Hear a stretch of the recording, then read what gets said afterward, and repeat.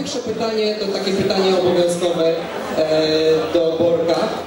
Pytanie o kombatancką historię początku Top Secretu, tak? Tego momentu, kiedy Top Secret spoczął zupełnie na twoich barkach.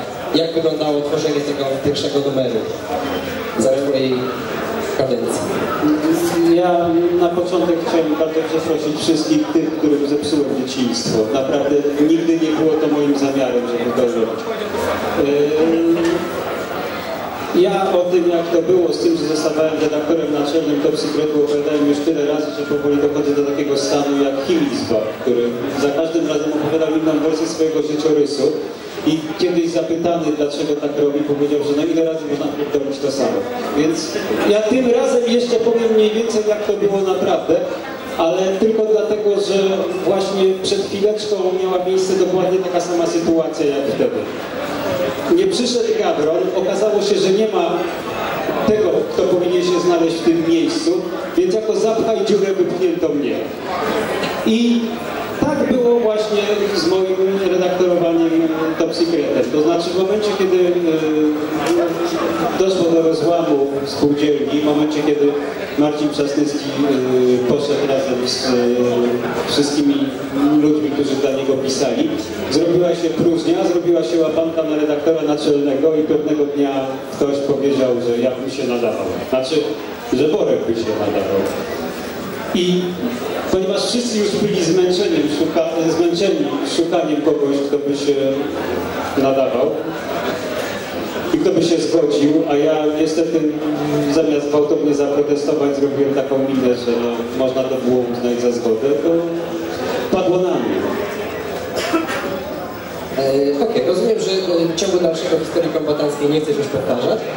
Odsyłamy w takim razie do wszystkich innych wywiadów, wypowiedzi publicznych i prywatnych, które krążą w cyberprzestrzeni. Aleksie, jak było z twoimi początkami w Top Secrecie? No ja jestem przede wszystkim wzruszony, oczywiście tą okolicznością, a po drugie tym faktem prostym, a mocnym, że koło mnie siedzi mój pierwszy szef, bo jakby pierwszy raz, jak wiadomo, jest tylko jeden i potem miałem wielu szefów różnych, natomiast tak, no to się wszystko zaczęło z Borkiem i u Borka, co ja zawsze mocno pamiętam.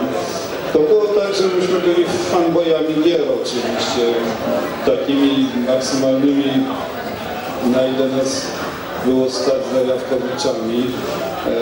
A ja chodziłem do liceum z kolegą Andrzejem Bacińskim, juniorem, który był w tej pierwszej ekipie Top Secretowej, co mi oczywiście potwornie imponowało. No i go tam urabiałem, czy by to się jakoś udało, żeby coś, no żeby artykuł, oczywiście wyłącznie dla sławy, to w ogóle nie było żadnego myślenia o tym, że to jest zawód i czynność komercyjna. Pisaliśmy z Gabronem ten pierwszy artykuł o RHX-ie długo. On był zresztą kiepski, ale to nie znaczy, że następne były dobre. I on się ukazał jeszcze w tym ostatnim Top Secrecie, który w ogóle był dziwny, bo był zmieniony w stosunku do pierwszych 8 i taki przez to wyjątkowy, jedyny. Ale on się ukazał na takiej zasadzie, że ja w tej redakcji nigdy nie byłem, nikogo z niej poza juniorem nie znałem. A kiedy to wszystko zaszło, to mam wrażenie, żeśmy pewnego pięknego dnia po prostu zadzwonili do redakcji i tam był Borek.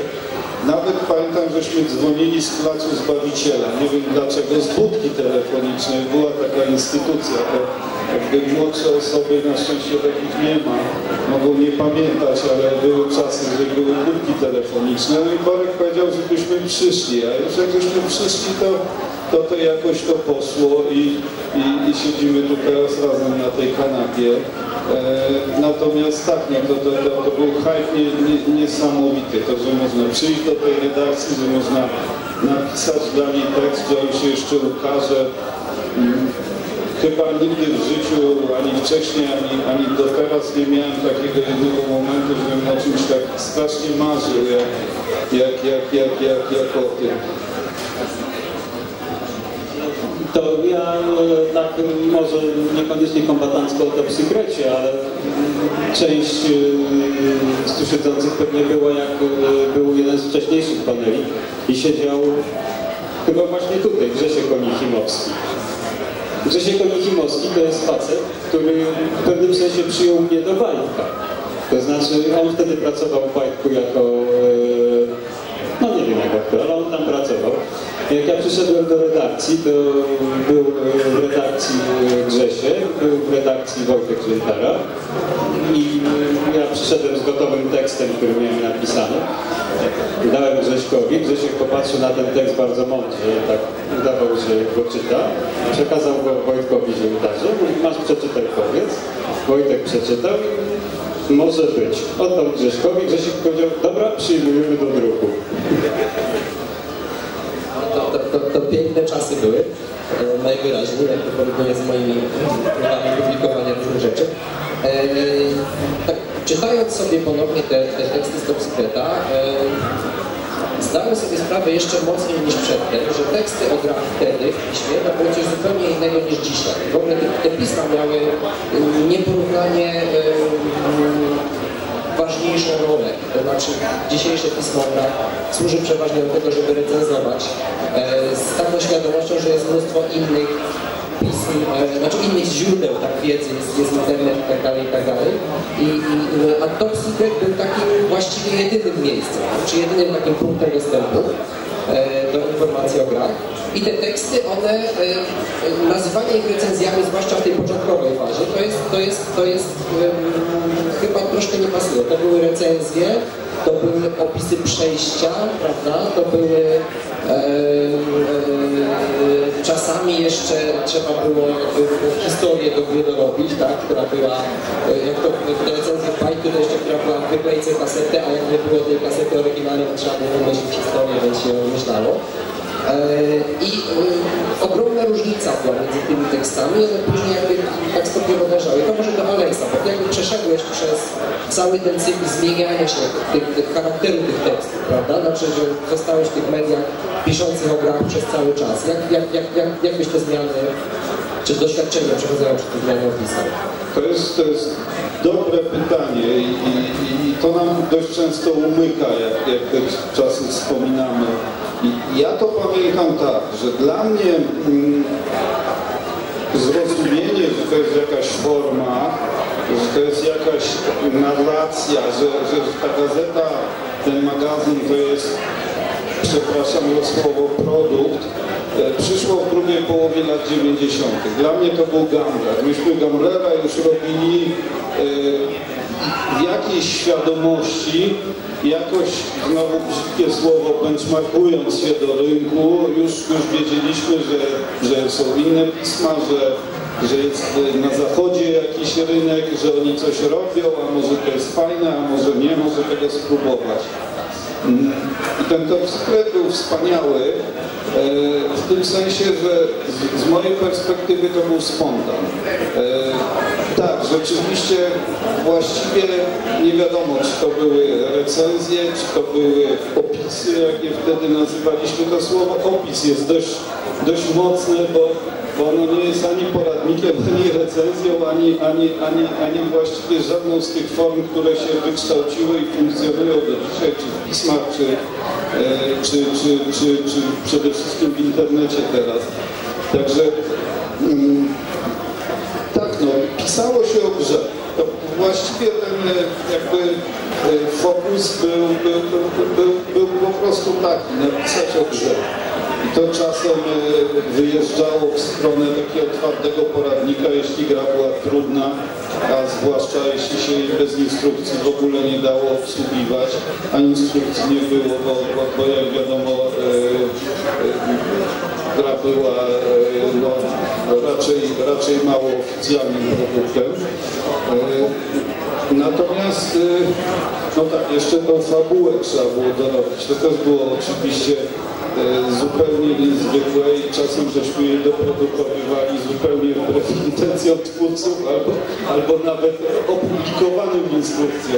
Ja mam taką traumę z dzieciństwa i to nie jest związana ani z bajkiem, ani z Topsicretem, to z komputerem. Była takie wydanie specjalne komputera, które się nazywało 44 gry na Atari i tam był taki absolutnie przerażający, jakaś legenda dodała do Star Quake'a, którego ja dosyć lubiłem, a tam był jakiś opis najazdu kosmicznych na Ziemię, jakieś zwęglone ciała, które leżały, jak on wtedy dosyć małym basem.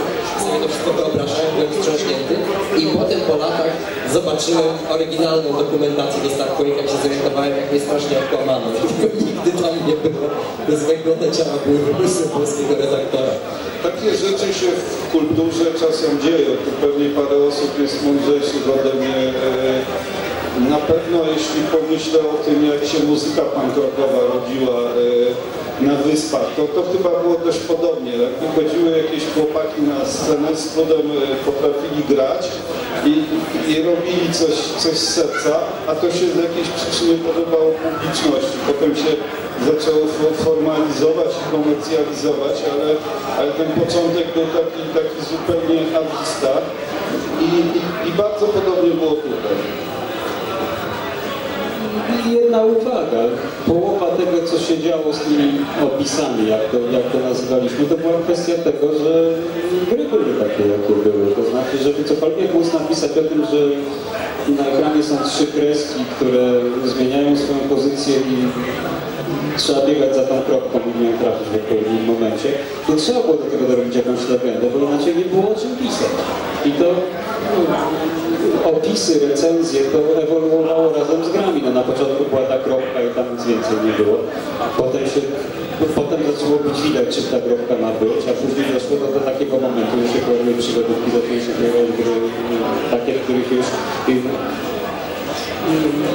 jest jakiś konkretny scenariusz, jest to wszystko, co można recenzować wreszcie. To jest fajna uwaga, bo jest, też na to często zwracałem uwagę, że był wtedy chyba dużo bardziej niż teraz taki głód jakiegoś tła fabularnego. Znaczy, że te legendy były bardzo często, również te dokumentacje oryginalne, były po prostu wyraźnie doklejone do gry, żeby nadać jakiś smaczek. I te opisy, co do mnie też zawsze przemawiało, a czego dzisiaj chyba jest troszkę mniej, bardzo często były pisane jakby z wewnątrz tej gry. To znaczy najpierw po wejście w świat tej gry, który jakby z perspektywy świata tej gry się pisało. Z wielkim przejęciem, traktując tę legendę, prawda? Wchodząc w to chyba dużo bardziej niż czasem się dzisiaj powinien ta recenzja jest dużo bardziej takie techniczne. To też trochę jest kwestia tego, że w tej chwili gry są dużo bardziej niepoznaczne. W tym sensie, że zostawiają znacznie mniej pola do manewru, jak chodzi o to, żeby sobie wyobrazić, co tam się dzieje. Praktycznie masz w tej chwili wszystko w miarę jednoznacznie powiedziane. Jest klimat oczywiście, ale ten klimat nie pozostawia wiele pola do wyobraźni, że co tam się kryje, bo wiadomo, co tam się kryje. A jak w tej chwili nie wiadomo, to się na końcu wyjaśni i będzie bardzo jednoznaczne. Okej. Kolejne pytanie może, troszkę pewnie, nie wiem, czy na ile się będziemy miejscami dublować z wystąpieniem o początkach rynku gier w Polsce, ale to jakby od tej drugiej strony. Bardzo ważnym elementem działalności każdego pisma piszącego o grach jest jakaś relacja z dystrybutorami tych gier, albo zdobywanie tych gier. No i to szczególnie w tych latach, kiedy Topsicret powstawał, wyglądało zupełnie inaczej niż teraz. Jak to działało? Relacje z dystrybutorami, targi, zdobywanie nowych tytułów. Co to jest dystrybutor? To jest podstawowe pytanie w momencie, kiedy my zaczynaliśmy pisać. Nie było czegoś takiego jak dystrybutorzy, w związku z czym nie było czegoś takiego jak gra od dystrybutora. Znaczy był dystrybutor, który siedział na Grzybowskiej i tam stamtąd można było ewentualnie coś przynieść. To się później trochę instytucjonalizowało, żeby tak ładnie ujmę. To znaczy na przykład był taki moment, że już jakieś pojedyncze rzeczy można było kupić już rzeczywiście chyba. To by trzeba było Haszaka zapytać. W Haszaku te tasiemki, co do nas przychodziły, takie backupy, to wtedy już dystrybutorzy byli, nie?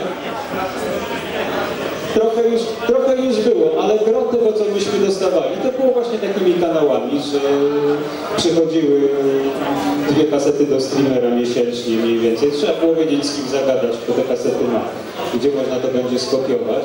My akurat dzięki Haszakowi wiedzieliśmy i było o czym pisać. My próbowaliśmy zrobić w pewnym momencie taki eksperyment, że przez numer czy 2 próbowaliśmy pisać tylko o tych grach, które dostawaliśmy od legalnych dystrybutorów. Staraliśmy się zminimalizować te takie gry właśnie, które w jakiś piracki sposób do nas dostały. I się wycofaliśmy z tego eksperymentu bardzo szybko, bo się okazało, że nie ma o czym pisać.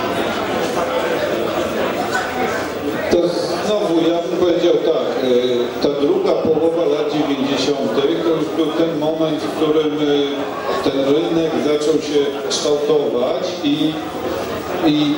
i zręby tego, co do dzisiaj funkcjonuje, powstawały. I znowu to dziwne słowo, już jedno było drugie dystrybutor. Kto to jest dystrybutor? Dystrybutor to jest ktoś, kto dystrybuuje pudełka albo dowolny inny produkt.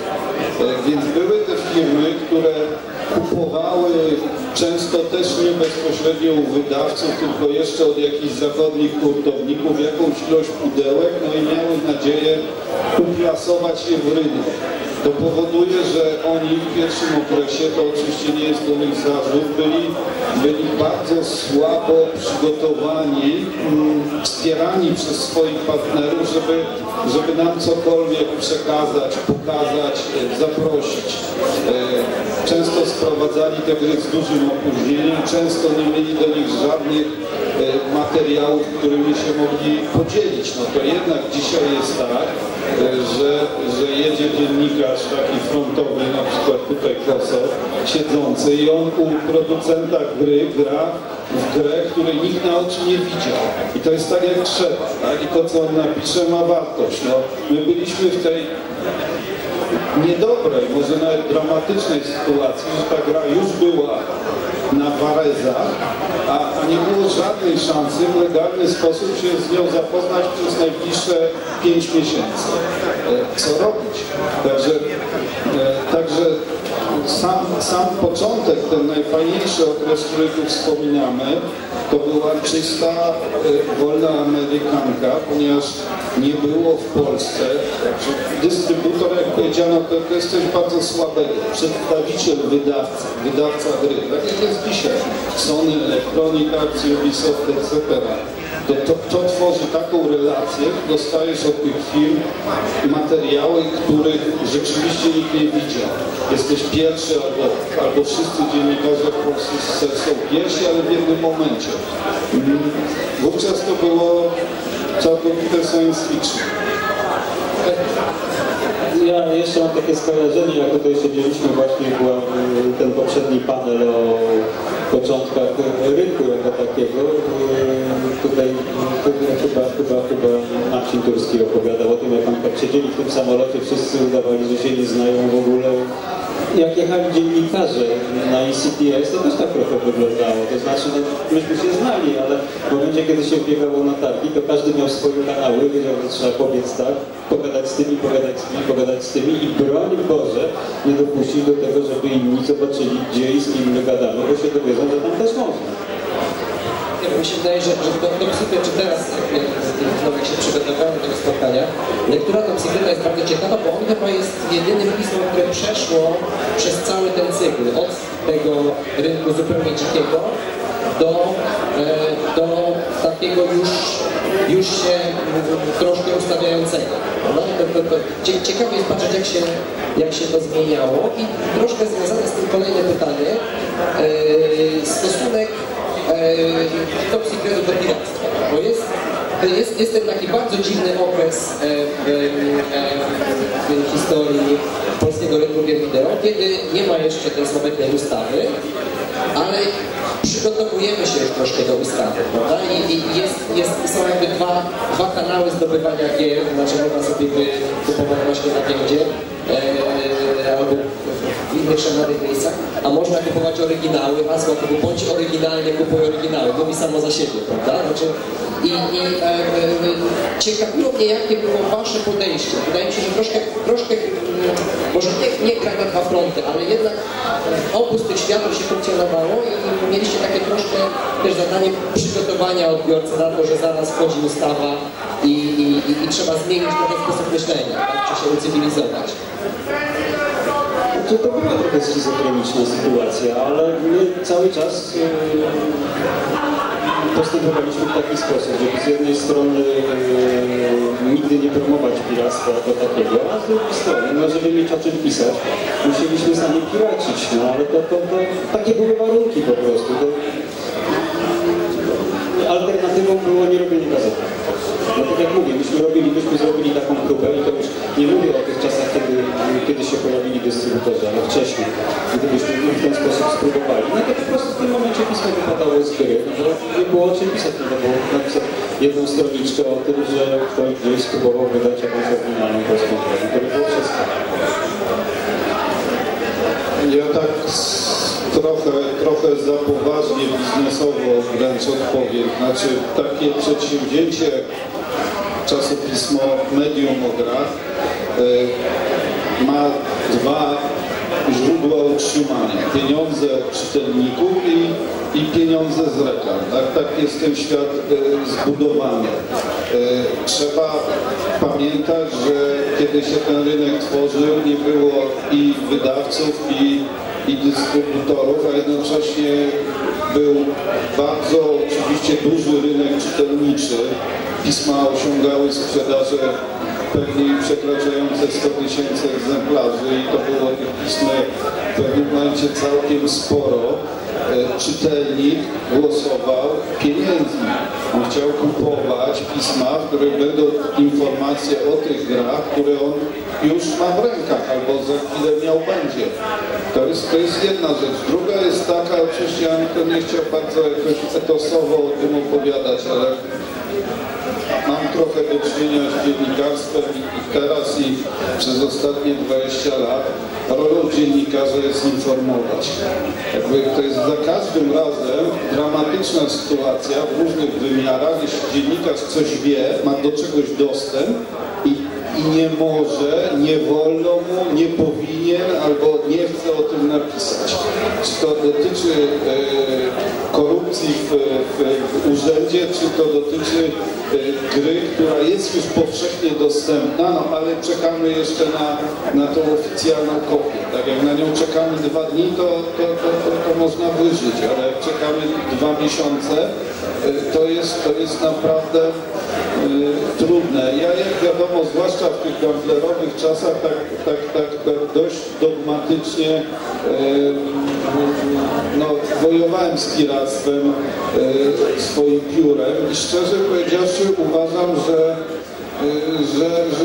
że trochę przesadzałem. To znaczy dzisiaj rynek wygląda tak, on jest oczywiście zupełnie inny, że z bardzo wielu przyczyn opłaca się kupować gry legalne. Z bardzo wielu przyczyn dziennikarze mogą funkcjonować wyłącznie w oparciu o legalne źródła informacji. Zazdroszczę im tego.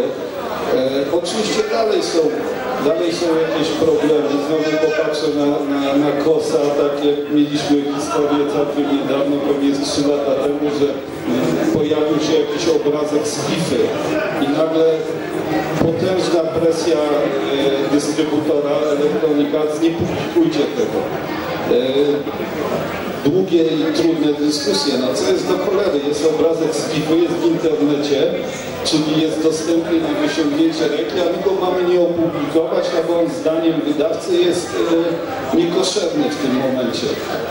Strasznie trudne. Oczywiście dużo trudniejsze w świecie internetowym, gdzie to pierwsze źródło dochodów nie występuje, bo użytkownik nie płaci, a rola reklamodawcy jest w związku z tym dominująca. Także to były niełatwe wybory, A to wszystko jednak moim zdaniem szło w taki sposób, że im bardziej się gry robiły przystępne, dostępne, spolszczone, wydawane równo z premierą, to w tym bardziej naturalny sposób do tego świata wyłącznie oficjalnego obiegu się media przesunęły i dobrze, bardzo dobrze. Ale to jednak bardzo mi zawsze imponuje to, co założyciele CD Projektu mówią. Oni chcą, żeby ich produkt był tak dobry, żeby po prostu użytkownik nie pomyślał, że on go ukradnie, z braku lepszego słowa. I to działa, to jest imponujące, a my na tym zbudowali swój sukces i to jest chyba w tym najważniejsze. Dla mnie właśnie fascynujące było patrzenie, zwłaszcza na tę epokę, kiedy te dwa obiegi legalnie funkcjonują obok siebie, prawda? I jakich argumentów używać, żeby przekonać do kupowania legalnego. To jeszcze raz powiem. Najgorszy był dogmatyzm i dydaktyzm. Ja to mówię jako winowajca obu tych grzechów. Najgorsze było wyłażenie i mówienie, kurde, nie kupujcie u piratów, poczekajcie jeszcze 3 miesiące, kupicie angielską wersję w pudełku za 250 zł. Tak, to absolutnie to nic nie dawało, wywołało wiele emocji zdrowych i uważam, że ja tutaj tak wyraźnie przesadłem. Pytanie kolejne. Tym razem nie o gry sprowadzane z zagranicy, ale o gry polskie, bo myślę, że Top Secret miał też taką bardzo fajną część działalności, która było właśnie promowanie produkcji miejscowych, często zupełnie odstających, to czasami mówię sprawy różnice, jeśli chodzi o jakość. I pierwsze pytanie, jakie były kanały, jakimi te gry trafiały do Was? Czy to sami twórcy przesyłali, czy Wy też staraliście się rozglądać, wyłapywać jakieś perełki? I drugie pytanie od razu, czy była jakaś polityka pewnej faworyzacji tych gier, tak? Znaczy, lepsze po polskie, czy były oceniane według tych samych kryteriów, co gry zachodnie? Nie było żadnego specjalnego kanału, to znaczy ludzie, w pewnym sensie był. Ludzie sami do nas przychodzili, przesyłali to, co zrobili. Czy były jakieś inne reguły oceniania? No, ja pamiętam, że o kilku z tych gier sam pisałem i były strasznie słabiutkie, no więc staraliśmy się, przynajmniej ja się starałem jakoś nie napisać, że są aż tak słabe, jak były. No, tak między wierszami ewentualnie coś się staram przemycić, ale też trochę dlatego, że miałem cichą nadzieję, że jak ci ludzie od czegoś zaczną, to może się czegoś nauczą i może dzięki temu coś im się uda lepszego zrobić. Co nie przeszkadza, po prostu pamiętam, że działy się czasami bardzo śmieszne rzeczy i można było różne dziwne rzeczy zrobić. Pamiętam, że była jakaś gra, która do nas przyszła, ona była napisana w Turbo Pascalu i wprawdzie nie było, nie, to był bardzo dobry język do napisania gier na pewnym poziomie. Natomiast ona nie było źródeł tam w tym, co się znalazło na dyskietkach, ale była wersja taka uruchomieniowa, w związku z czym można ją było sobie bardzo spokojnie uruchomić w debagerze borlandowskim i na przykład bardzo łatwo było sobie dzięki temu wyzerować wszystkie tam uszkodzenia, czy dopisać sobie żyć, bo jak się zajrzało do tam listy zmiennych, no to były po prostu nazwa zmiennych, liczba żyć 1, no to się zmieniało na 7 i można było dalej grać. Dla recenzjenta bardzo przydatne takie. Ja nie sądzę, żeby każdy recenzent odpalał każdą grę pod turbo debagerem. Dla mnie znowu polskie gry właściwie się zaczęły w połowie lat 90. Oczywiście były wcześniej. Dla mnie to się bardzo czytelnie kojarzyło jednak z też oczywiście osobistą zasługą i charyzmą Adriana Chmielarza, który tutaj zresztą jest z nami dzisiaj. I ten moment, kiedy Adrian zaczął swoje projekty po tajemnicy statuetki realizować, a miał ich kilka tak naprawdę, nie wszystkie się ukazały, a ja wszystkie pamiętam i widziałem te dema. To był ten moment, kiedy nagle zobaczyliśmy, że obok polskich mediów, polskich dystrybutorów, wydawców jeszcze są polscy twórcy gier i no pewnie żeśmy im to kibicowali, pewnie, że byliśmy bardziej chętni, ja byłem bardziej chętny napisać o polskiej grze i pewnie, że bardziej z serca niż z jakiegoś wyrachowania, raczej żeśmy je no ponad miarę wychwalali w niektórych momentach. Natomiast no tak, to połowa lat 90. To wszystko co było wcześniej, to było tak małe, tak incydentalne, że ten nasz początkowy wspólny Top Secret to jednak był oparty no, w 90 dużych paru procentach o produkcji światowej. Pytanie, kolejne z tych takich pytań obowiązkowych, na które pewnie obaj 100 000 razy odpowiadaliście. Ta rosnąca od samego początku, przynajmniej borgowego władania nad Top Secretem, głupawka Top Secretowa. Skąd się to wzięło? Dlaczego to narastało? Jaka głupawka? Specyficzny, wyluzowany styl pisma, dzięki któremu do dziś pozostaje w naszych sercach. My tacy jesteśmy. Bo wy tacy jesteście. Dokładnie. Nie, znaczy, ja to chyba mówiłem w zeszłym roku. My sprzedawaliśmy samych siebie. Po prostu. I to dobrze szło, to nie było specjalnie skomplikowane, to się podobało. Zaczęło się rzeczywiście od jakichś... Znaczy, ja mogę powiedzieć, jak to się zaczęło w przypadku tego, co ja robiłem. W momencie, kiedy robiłem pierwszy numer sam, musiałem zrobić jakąś, musiałem. Logiczne było, żeby się tam pojawiły jakieś listy. Przejrzałem listy, które przyszły do redakcji, wybrałem kilka, na które trzeba było odpowiedzieć. Wybrałem tam jakiś pierwszy, odpowiedziałem na ten list. Trzeba było jakoś podpisałem naczelnie. Potem wziąłem jakiś drugi list, odpisałem. No i głupio było tak, żeby na wszystkie odpowiadała jedna i ta sama osoba, bo to by wtedy znaczyło, że każdy, kto by zajrzał do tego numeru, to powiedział, że ja napisałem 3/4 wszystkiego, co tam jest, więc też tak, żeby było jakoś tak inaczej, no to tak, tam był naczelny, to tutaj niech będzie kopalny, tak, po biologicznej linii. Potem był następny list, trzeba go było znowu jakoś podpisać. Kilka miesięcy wcześniej był Sylwester przebierany u znajomych i przebrałem się za księdza. Właściwie nie za księdza, tylko za zakonnika. I niektórzy mówili do mnie brat Marcin w tym momencie przez jakiś czas. No więc następnie został podpisany brat Marcin.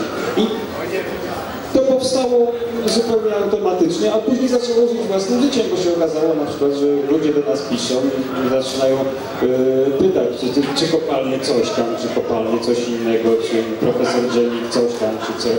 Profesor Dżemik to było oczywiście nawiązanie do docenta Miotka, który miał jakiś tam program w telewizji wtedy. I jak ludzie zaczęli o to pytać, to głupio by było nie odpowiadać i to zaczęło żyć własnym życiem po prostu. Tak, ja też zaprotestuję przeciwko temu słowu głupawka. Ja przynajmniej używam go w takim bardzo pozytywnym znaczeniu. Nazwijmy to mądrawką. Ja mam taki jeden moment, który powtarzam zawsze, ale jeszcze się nie znudziłem. To znaczy bardzo konsekwentnie twierdzę, że te pisma, które wtedy robiliśmy, my i nie my, to były media społecznościowe ery przedinternetowe. I teraz to pytanie, dlaczego to tak zaczęło narastać, to moja odpowiedź jest dzięki sprzężeniu zwrotnemu z czytelnikami. Tak? Jakby to ich reakcje, ich żywiołowość, możemy o tym mówić, bo ja zawsze będę mówił o tych literalnych tysiącach listów do redakcji miesięcznie. To były liczby, które myśmy właśnie w pojedynczych tysiącach liczyli. To nie były jakieś tam liściki czy pocztówki, tylko to były regularne i czasem bardzo, bardzo poważne dzieła, utwory. To nas niosło, tak? To nas nakręcało i dlatego to się tak działo. O tej cała historia. Tak, znaczy to, wyjaśniając jeszcze słowo głupawka, broń Boże nie było użyte pejoratywnie, wręcz przeciwnie, tak? Głupawka to jest najdoskonalszy stan, w jakim człowiek się może znajdować. I myślę, że to jest, pominiemy pewnie kolejne pytania, bo jakby już częściowo na niego powiedziałeś, pytanie o dział listów. Myślę, że to w ogóle jest, znaczy to nie tylko Top Secret jako medium społecznościowym, tak? Myślę sobie o jakiejś roli zbliżonej do tego zjawiska dzisiaj. Top Secret był właściwie całym internetem dotyczącym gier, tak? Znaczy to było jakieś kolosalne, to było takie okno na całe to zagadnienie. Pytanie tu pewnie perfidnie przede wszystkim do Aleksa skierowane. Czy dzisiaj zdecydowałbyś się patronować jako wydawca na przykład takiemu przedsięwzięciu jak ten pierwszy Top Secret? No to jest nie do pomyślenia oczywiście z bardzo wielu przyczyn, przede wszystkim dlatego, żeby zacytować Stephena Kinga z Mrocznej Wieży, świat poszedł naprzód, tak? To po prostu, nie wiem, ludzie kochają samochody klasyczne z lat 60. czy 70., ale nie słyszałem, żeby któryś producent samochodów wpadł na pomysł, żeby tego Dodge Chargera produkować w takiej wersji, jakiej wtedy to robił. Tak trochę znowu przy ziemi. No po pierwsze ja oczywiście już mam dużą wątpliwość na temat wszystkich przedsięwzięć w obszarze mediów drukowanych. Chociaż tu paradoksalnie uważam, że dobry magazyn o retro gamingu, o tym się tak jakoś trochę mówi, to miałby większe szanse niż dobry magazyn o gamingu, to z zupełnie oczywistych przyczyn. Natomiast ja myślę, to jest fajne, co się dzieje, tak? Co się dzieje tutaj, to jest fajne, że ci młodzi chłopcy kręcą ten film o tamtych czasach. Słyszę, że są inne pomysły wokół tego. Z pewnej perspektywy to można tak powiedzieć, że to jest fajne, ponieważ to robią inni ludzie. My tu przychodzimy w roli eksponatów i wykonujemy swoją część tej roboty, ale spiritus movens to są ludzie, których wtedy tam nie było i to chyba tylko tak może działać. Także ja swoich pieniędzy bym na to nie położył. Pieniędzy kapitalistów, których pieniędzmi zarządzam, też nie. Natomiast każdemu kto coś próbuje robić, z serca kibicuję, wspieram. Natomiast no, my mamy doświadczenie rebootu Top Secreta w latach zerowych. Mamy to doświadczenie, które, znaczy to jest mój koszmar, ale z perspektywy tego nie trzeba było robić. I jeśli coś takiego robić, to nie w oparciu o te marki, nie w oparciu o tych samych ludzi, tylko jakoś zupełnie inaczej. Jak? Ja nie wiem, ale kibicuję i wspieram. Czyli papier zasadniczo umiera, ale może jest jeszcze jakaś nadzieja, tak? Znaczy, może coś... No to tutaj nie ma co tak grubo przesadzać i to jest trochę inna dyskusja. Dubluję to hasło, które często pada, papier umarł albo papier umiera, rzeczywiście jest zbyt... Tak, no na szerokim rynku mediów, który nas nie interesuje aż tak bardzo w tym momencie, oczywiście to widać w mierzalnej postaci. To są takie segmenty, przepraszam, że tak o tym gadam, to zupełnie nie, tygodniki opinii. Tygodników opinii po pojawieniu się tygodników prawicowych sprzedaje się w Polsce więcej niż 7 lat temu, także to też warto mieć w głowie.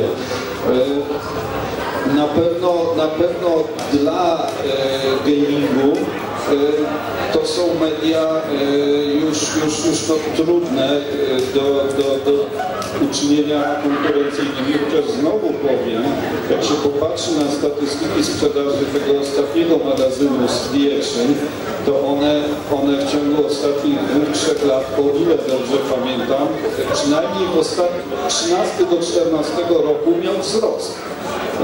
Więc to też jakby nie trąbmy w tę trąbę zbyt mocno. Natomiast żeby zrobić coś fajnego i żywego, to trzeba już robić w szeroko pojętej przestrzeni cyfrowej. Taką mam odpowiedź. Okej, teraz cała władza w ręce Państwa. Czy są jakieś pytania do naszych gości?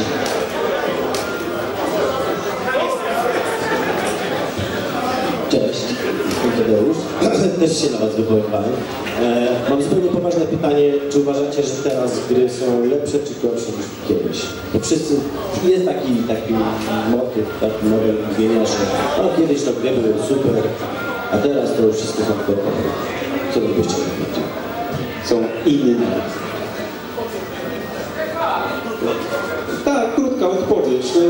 Kiedyś gry wyglądały inaczej, były robione inaczej, teraz wyglądają inaczej, są robione inaczej. Jest nacisk na co innego.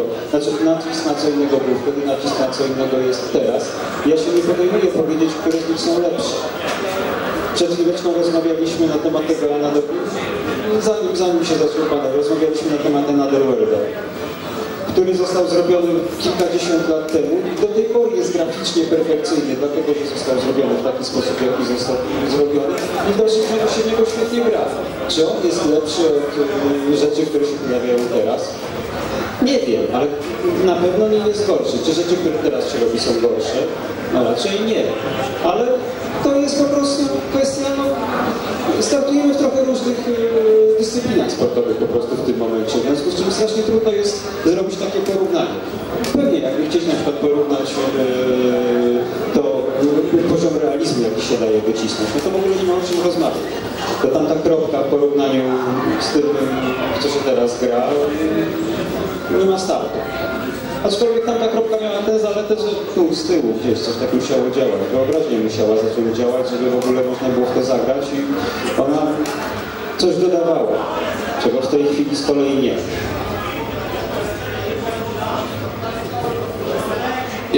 Ja mam dwie odpowiedzi na to. Znaczy tak, po pierwsze mam tą grę, której tytuł czcią wymienię Red Dead Redemption. Znaczy niech mi nikt nie mówi, że gry się kończą, przestają być fajne i że to już nie jest ten fan w świecie, w którym się ukazuje Red Dead Redemption. Tak? Bo to jest, jakbym miał zrobić shortlistę 5, a może 3 moich najlepszych gier życia, to ona się tam i tak mieści. Po drugie, ja już mało gram, nie powiem, nie gram na dużych urządzeniach, na konsolach czy na PC-cie. Natomiast dużo gram na urządzeniach przenośnych, na iOSie ogólnie. I to granie mi daje dużo takich flashbacków z tych czasów 30 lat do temu, bo ściągasz grę, uruchamiasz i mówisz, o, to można tak zrobić, ojej, tego jeszcze nie widziałem. I innowacyjność tego świata mi przywraca nadzieję. To znaczy, jakby ta rewolucja się dalej toczy, tylko już w trochę innym miejscu. Także ja jestem dość optymistyczny. Tutaj cały czas strasznie fajne rzeczy się dzieją, chociaż oczywiście fundamentalnie Borek ma rację, mówiąc o nieporównywalności, tak? To jest zupełnie jasne, ale innowacje potrafią mnie zachwycać co kilka tygodni.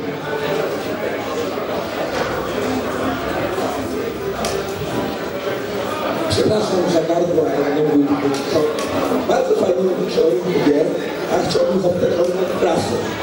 Bo teraz wszystkie gazety się reklamują jako, wszystkie nie gazety, jako media. Od graczy dla graczy. A w epoce embargo, w epoce metakrytyka przynosi się bardzo dużo od wydawców dla graczy. I czy taka gazeta w pełni niezależna, że ktoś kupuje grę, daje jej recenzję, tak jakby to kiedyś.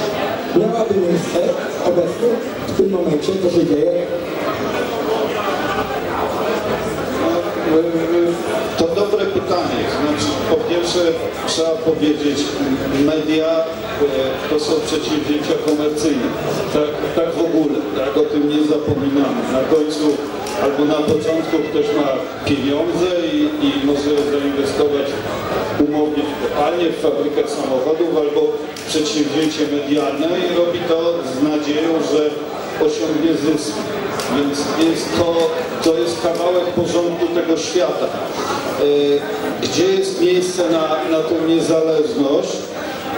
No ja bym powiedział bezpiecznie, że trzeba by popatrzeć w internecie i znowu wnioski nie będą tak pozytywne, jakbyśmy chcieli, bo jednak główne serwisy, które bardzo cenię i uważam, że świetną robotę robią, naprawdę uważam, że mamy świetnych dziennikarzy od gier w Polsce. To już tak nie patrząc na nikogo specyficznie na tej sali, ale mamy grupę świetnych dziennikarzy od gier w Polsce teraz. Więc okej, gdzie to jest, to Indie. Jakbym miał znowu trochę nawiązać do tego, o czym mówiłem, a pomyśl o tym, jak jest uporządkowany świat tego iOS-a. W nim nie ma mediów, to jest niedobrze samo w sobie, ale w nim są użytkownicy, gracze, którzy dają oceny, piszą te recenzje i w tym App Store znajdujesz takie bogactwo. Oczywiście tam też są próby różnych manipulacji, tak cała ta historia Flappy Birdsa odczytana prawidłowo pokazuje, jak można wylansować przeciętną grę na hit. Więc ja myślę, że no tak, w tej dużej przestrzeni medialnej trzeba pamiętać o porządku świata, natomiast dużo więcej dzisiaj pojedynczy człowiek ma swobody w powiedzeniu, co mu się podoba, a co nie. I to, co on mówi, wpływa na decyzje zakupowe, krótko mówiąc, innych uczestników niż kiedykolwiek wcześniej. Także tutaj znowu ja jestem dość optymistyczny.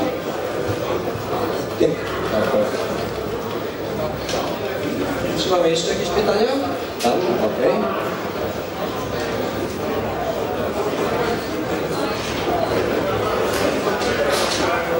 Co myślicie o crowdfundingu, starterze i powrocie starych nazwisk jak Jane Jensen czy Double Fine Adventure? Czy można wejść 2 razy do tej samej rzeki?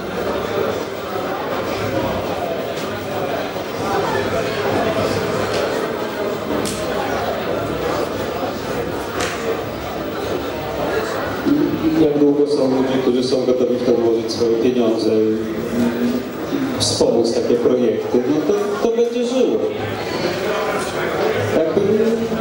Znaczy, można próbować to jakoś bardzo rozwijać, oczywiście, opowiadać w tamto, coś ściemniać trochę, ale ja to widzę w takich bardzo prostych kategoriach. No, jeżeli ktoś ma fajny pomysł i jest w stanie namówić ludzi do tego, żeby mu pomogli w tym, żeby zrobić to jeszcze raz ciekawiej, inaczej, chociażby tylko lepiej graficznie, to będzie żyło. Crowdfunding jako idea jest kapitalnie. No to jest jedna z tych idei, które zmieniają świat dzisiaj w wielu miejscach, również poza gamingiem. Mi się bardzo podoba, tak, niektóre z tych przedsięwzięć, o których już mówiłem, oparte są o crowdfunding w Polsce i to dobrze działa. Natomiast jeśli chodzi precyzyjnie o ten punkt styku ze starymi grami, to ja się jednak tu wykażę pesymizmem. Znaczy, będą nas w związku z tym czekały ogromne rozczarowania. Ja nie wiem, trzymam kciuki za tego nowego Elite'a i może akurat on dobrze wyjdzie, ale ogólnie tak, no bądźmy gotowi na potężne rozczarowania. Trochę związane z tym prostym faktem, że nie każdą grę da się tak cudownie zrebootować w tych czasach. Po prostu, bo świat poszedł naprzód. Z tym, że ja myślę, że w ogóle kwestia rozczarowań jest nieodłącznie związana z samą ideą crowdfundingu, więc to oczywiste jest dosyć, że trzeba się z tym liczyć. Myślę, że tu też jest jeszcze jedna strona tego problemu, to znaczy gry, które są rozczarowaniem dla szerokich mas, ale dla wielbicieli tak są cudowne. Myślę, troszkę przykładem, może nie rozczarowania, ale nowa gra Tesla Effect o Texie Murphy. Tak, to jest gra, która dla wielbicieli Texa Murphy'ego jest absolutnym cudem. Dla dzisiejszych wielbicieli przygodówek jest pełna ewidentnych błędów, ale była robiona dla wielbicieli i dzięki crowdfundingowi też się da w ten sposób robić. Można wycelować swoją niszę i nie ma w tym nic złego. Czy jeszcze jakieś pytanka, hołdy, pretensje? Na każdym zebraniu jest tak, że ktoś musi pierwszy skończyć, więc ja proponuję, żebyśmy się nie męczyli dalej nawzajem. Dziękujemy bardzo.